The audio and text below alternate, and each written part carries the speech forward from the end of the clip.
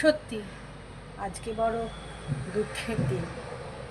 টিভিতে, কাগজে, সব জায়গায় একই খবর।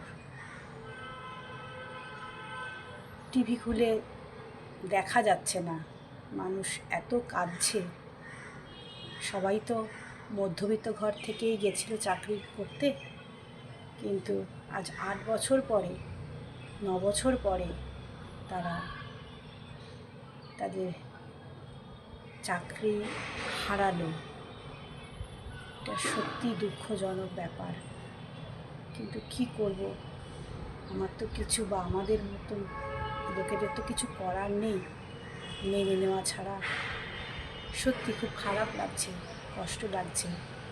সবারই সংসার আছে, ছেলেপুলে আছে, তাদের লেখাপড়া আছে, বাবা মা আছে। তারা কালকে কি করবে তারা কিন্তু আজকে জানে না।